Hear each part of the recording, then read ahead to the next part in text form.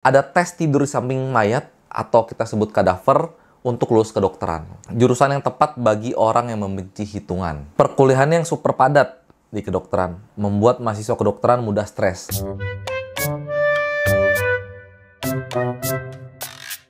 Jadi kali ini kita bakal bahas tentang mitos dan fakta kedokteran. Banyak banget nih bro and sis mungkin yang lagi mau masuk jurusan kedokteran atau sekarang udah jadi maba FK ya. Itu request di komen TikTok atau di direct message, "Dok, sebenarnya mitos atau fakta sih tentang hal ini dan hal itu," gitu. Nah, di sini kita coba ngerangkumin ada 7 mitos dan fakta yang kita bakal bahas. Kira-kira yuk kita lihat mitos atau fakta ya. Jadi kita lihat rumor pertama, jurusan yang tepat bagi orang yang membenci hitungan.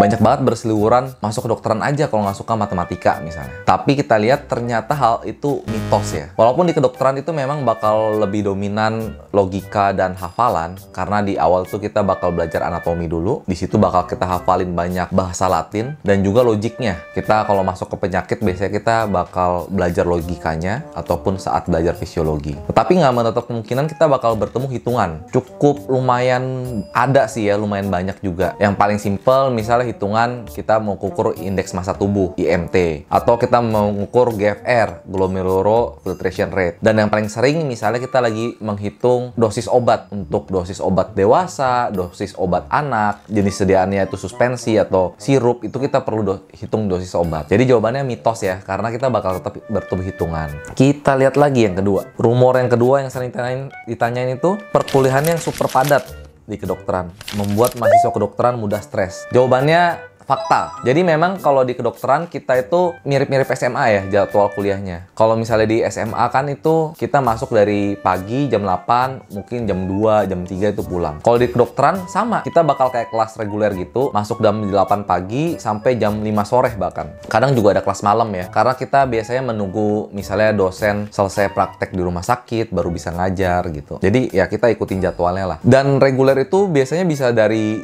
Senin sampai Jumat ataupun Senin sampai Sabtu. Jadi Sabtu kita juga tetap masuk gitu sampai jam 12, jam 1 ataupun sampai sore. Sedangkan kalau misalnya kita bandingkan dengan perkuliahan lain, itu terkadang kalau di jurusan lain memang rata-rata itu dia masuknya lebih jarang ya di saat perkuliahan. Dan juga apalagi karena materinya banyak, terkadang dosen itu nggak selesai gitu buat menyampaikan seluruh materi. Alhasil kita tiap kali pulang ke rumah kita harus baca lagi. Entah itu baca ulang supaya kita ingat karena dosen bicaranya cukup cepat, atau kita harus belajar kelompok lagi. Jadi memang padat ya. Tapi tenang, kalau misalnya kita bisa memanage waktu dengan baik dan juga belajar dengan giat ya, biasanya sih kita nggak nyampe lah fase stres. Ya stres-stres dikit adalah, tapi nggak sampai gimana-gimana banget ya. Yang penting kita ada tetap belajar dengan baik gitu, ataupun belajar kelompok sama teman. Kita lanjut lagi, rumor ketiga. Perkuliahan yang super padat membuat mahasiswa kedokteran antisosial. Kira-kira gimana? Mungkin image teman-teman tuh kalau untuk mahasiswa kedokteran semua kutu buku kali ya. Pakai kacamata tebel gitu, baca buku terus ya. Tapi itu jawabannya mitos. Jadi di kedokteran banyak banget yang bisa aktif. Bukan bisa ya, mayoritas juga tetap aktif. Misalnya aktif di kegiatan organisasi. Di kedokteran tuh ada beberapa organisasi, misalnya BEM, Badan Eksekutif Mahasiswa, di mana ini merupakan naungan dari ISMKI, Ikatan Senat Mahasiswa Kedokteran Indonesia. Ataupun AMSA, Asian Medical Student Association, jadi AMSA ya. Atau kalau misalnya kita mau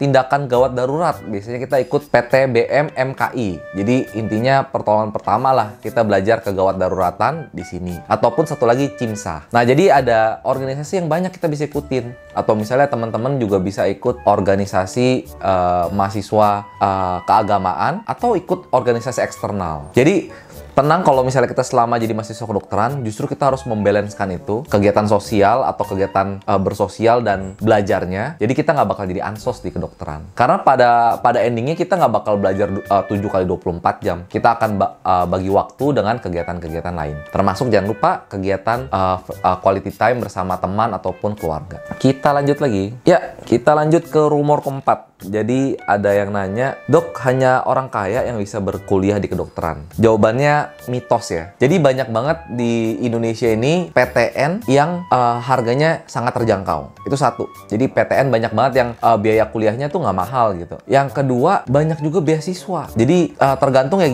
gimana kita bisa aktif belajar, bisa lolos buat ujian masuk, ujian penyaringan masuk, otomatis kita bisa dapat beasiswa ataupun bisa masuk ke PTN gitu. Tapi memang nggak bisa dipungkirin memang di kedokteran kalau misalnya di PTS atau di swasta itu relatif harganya lebih tinggi dibandingkan jurusan lain gitu. Tapi ya ada beasiswa, ada PTN yang relatif murah. Jadi nggak menutup kemungkinan ada PTN yang relatif murah atau ada beasiswa yang bisa kita kejar. Tapi memang di sini konsepnya itu karena peminat untuk masuk jurusan kedokteran itu cukup tinggi. Hal inilah yang membuat seleksi dari beasiswa kedokteran, seleksi masuk PTN kedokteran itu lebih sulit dibandingkan beberapa jurusan yang lain. Jadi tetap semangat ya. Kita lanjut lagi. Nah, ini salah satu rumor yang tersering ya. Rumor kelima, jadilah dokter jika ingin cepat kaya. Kira-kira jawabannya apa? Mitos. Ini bener-bener mitos yang sangat mendarah daging ya. Jadi kita banyak banget yang berpikir, apalagi kalau misalnya di keluarganya bukan dokter ya, langsung berpikir abis lulus jadi dokter tuh auto kaya. Itu enggak ya,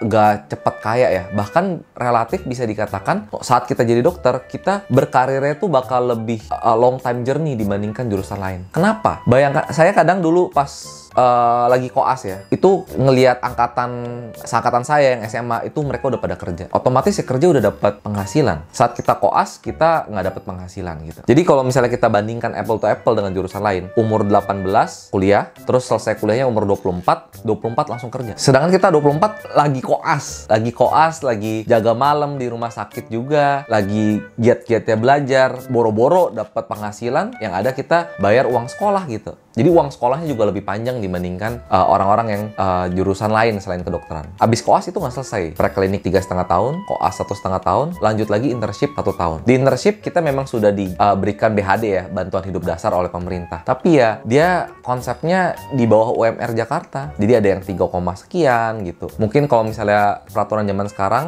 kementerian sekarang semakin kita di ujung, di pelosok Indonesia gajinya lebih tinggi. Tapi tetap aja kalau misalnya kita bandingkan dengan jurusan yang lain, itu biasanya bisa penghasilan lebih cepat gitu. Dan juga balik lagi, pas kita kerja nggak semua juga langsung gajinya besar. Jadi standar lah di dunia kedokteran. Jadi kalau misalnya teman-teman mau cepet kaya, saran sih jurusan kedokteran kurang tepat ya. Karena memang jurusan kedokteran itu base-nya itu suka dulu sama profesinya, ada sangat tinggi jiwa sosialnya karena kita bakal terus memberikan pelayanan ke masyarakat jangka panjang, belajarnya pun juga jangka panjang gitu. Kita lanjut ke rumor ke-6 sebelum ke rumor terakhir ya. Jadi rumor ke-6 ini juga sering ditanyain, ada tes tidur di samping mayat atau kita sebut kadaver untuk lulus kedokteran. Ayo, siapa di sini yang takut sama kadaver atau mayat? Kira-kira bakal merinding nggak tuh kalau misalnya disuruh untuk tidur di sampingnya? Jawabannya tidak ya. Ini merupakan mitos yang sama nih, mitos yang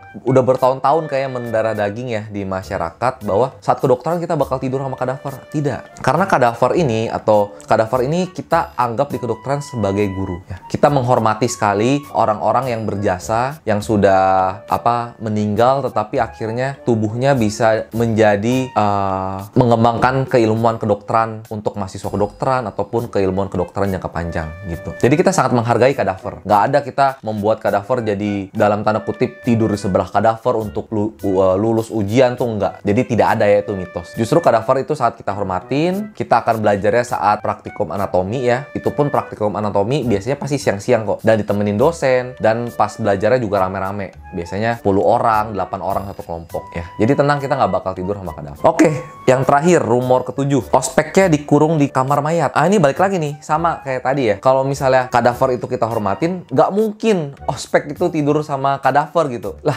kita buat lulus ujian yang ujiannya itu di handle sama dosen aja nggak mungkin terjadi karena kita menghormati kadaver. Apalagi ospek. Kalau ospek kan nanti yang bakal menghandle itu kan teman-teman kakak tingkat senior gitu yang lagi di preklinik. Nggak mungkin lah kita diminta buat dikurung sama kamar mayat gitu. Enggak ya gitu. Jadi aman. Pokoknya kalau misalnya berhubungan sama seperti hal-hal gitu itu tidak akan terjadi. Oke, Brosis, tadi itu 7 mitos dan fakta ya. Semoga bisa menjawab keresahan Brosis nih yang mungkin sekarang lagi mahasiswa kedokteran maba di semester 1, ataupun yang baru lulus kedokteran, ujian kedokteran, ataupun yang mau masuk kedokteran. Ya. Kira-kira ada mitos dan fakta apa lagi yang Bro Sis sering denger di masyarakat? Coba yuk chat di kolom komen, nanti Medi bakal bantu buat bahas. Ya Bro Sis, sampai ketemu nanti di video berikutnya ya, dan prepare a doctor.